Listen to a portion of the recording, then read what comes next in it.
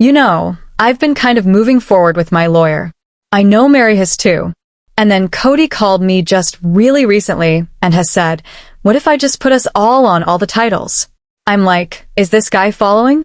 I sent a bunch of stuff to my lawyer and he asked me to kind of follow up on Kody's email about putting us all on all the pieces.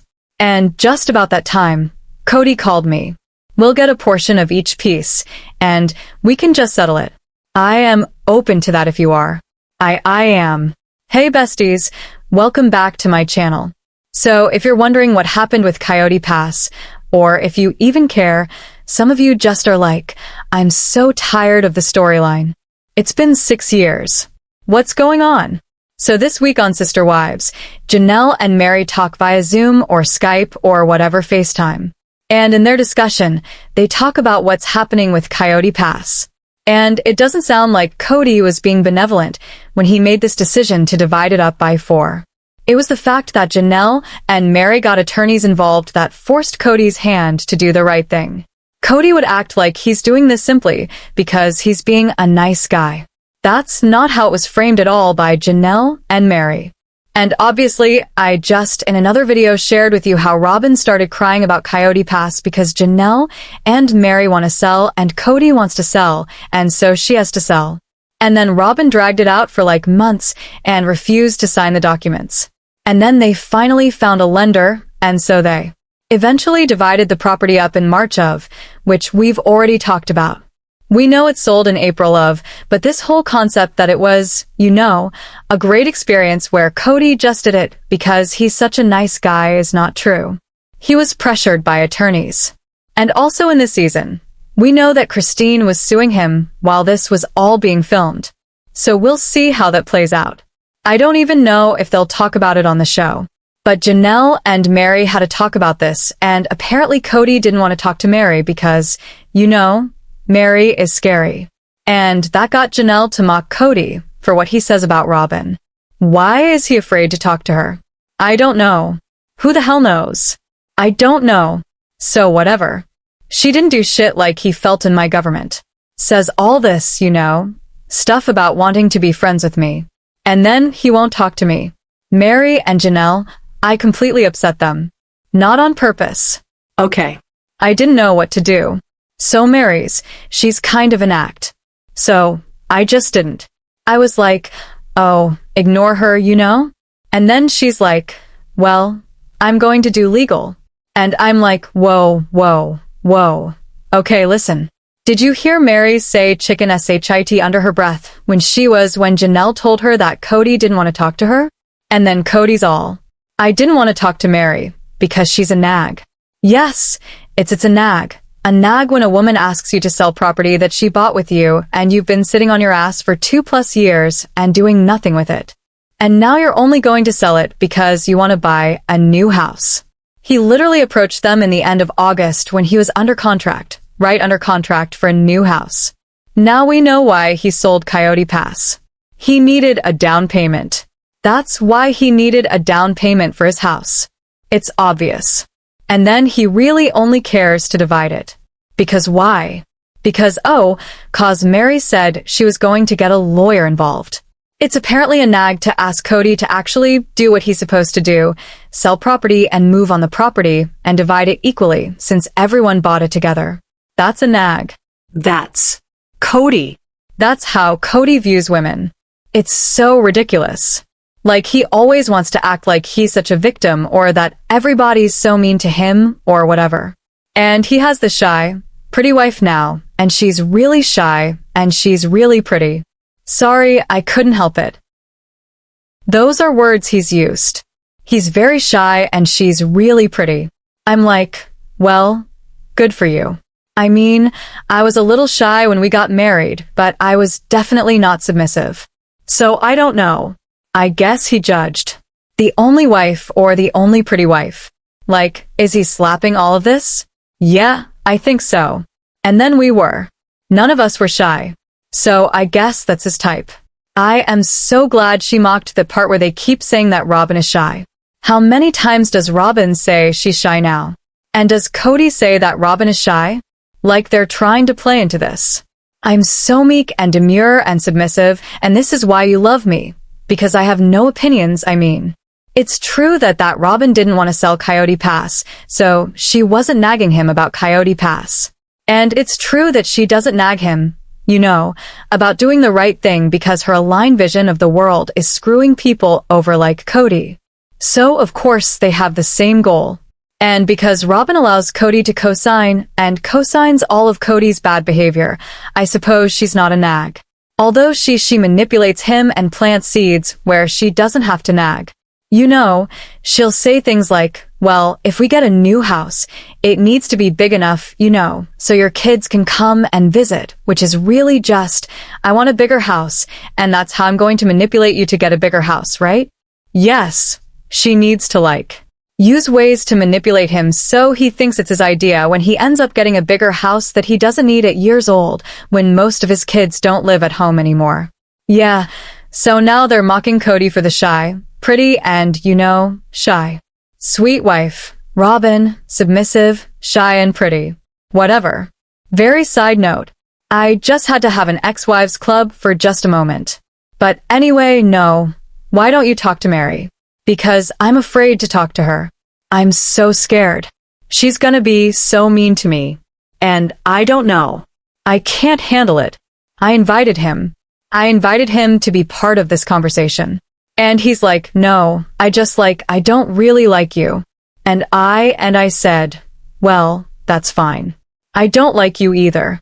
So whatever. And that's what it is. There you go. Kody only wants to deal with submissive, obedient women that submit and shy and give him what he wants and don't push back. Which is so funny because Robyn plays like she's submissive, but she's not. If Robyn would have been submissive, she would have signed the documents when Kody asked her to sign the documents and split the property evenly, right? And then he would have, obviously, if she would have been obedient. Signed it that day, but she didn't. She didn't sign it in the fall. She didn't.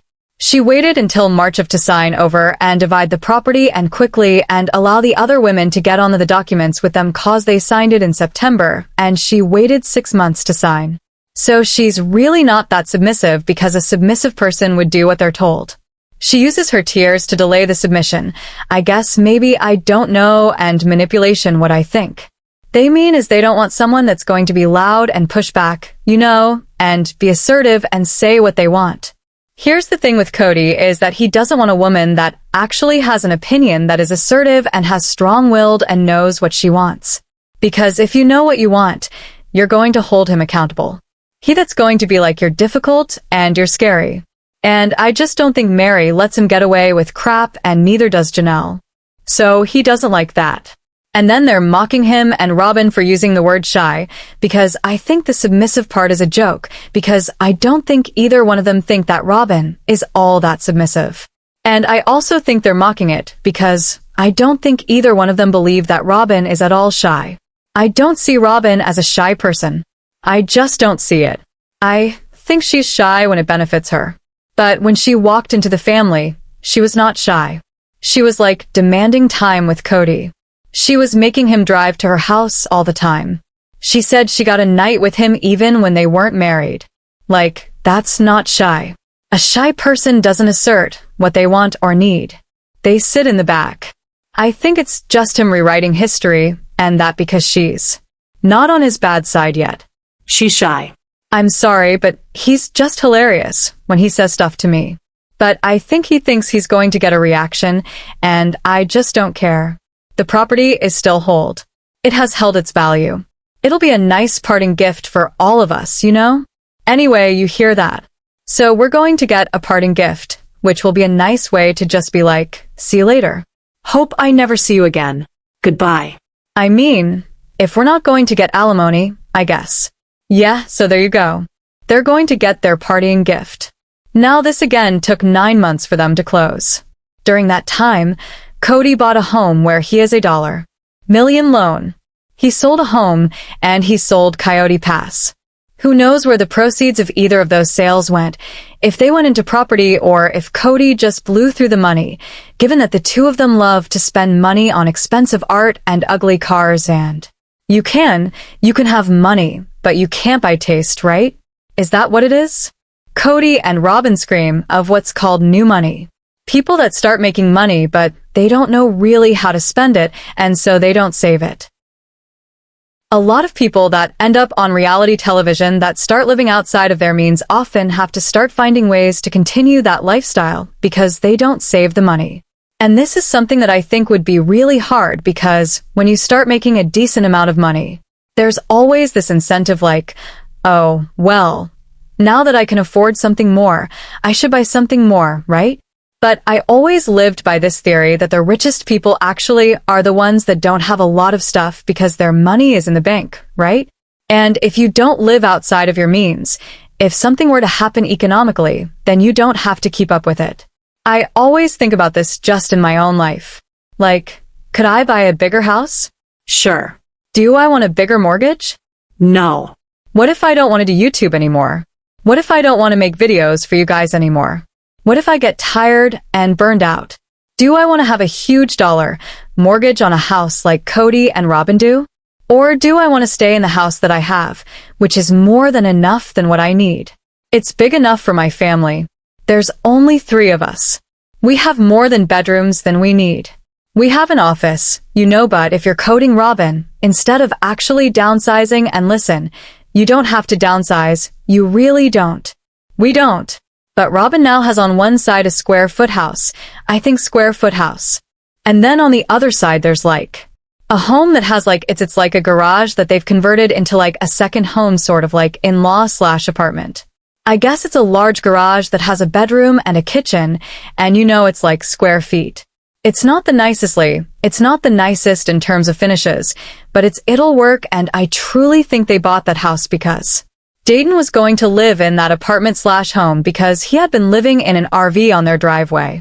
And so really, when Robyn said she needed space for everyone, she was saying I need space for Dayton because you've been making Dayton live on the driveway for 3 years. That is one part of this whole story that I keep wondering. This is the part that you don't see on television, right? Dayton hasn't been on the show in years, but now they have. A home that's just a little bit bigger than what they were in. It's square foot. That house I think only has 4 or 5 for bedrooms. So it has the exact same number of bedrooms that they previously had. And then the garage apartment house has 1 bedroom. So they didn't really get more space other than an apartment area for Dayton so that he wasn't living on the driveway anymore and now could live in his own apartment on the same property, but it still has the same number of bedrooms. It's still Acres. It's just, it's strange. I don't know what these 2 always do, why they keep moving. I don't know if it's that they get into balloon payments. If they do 5-year arms, it's like every few years they have to move, and I just truly wonder how much longer they'll stay in this house, If the money on Sister Wives ends up drying up, and Kody's been hinting like that, he's not happy on Sister Wives anymore. Like when he's been doing red carpets for Special Forces, he's been acting like he doesn't really like Sister Wives anymore because it's not joyful for him. And this Special Forces was joyful. There wasn't any trash talking, and he liked it better because of that.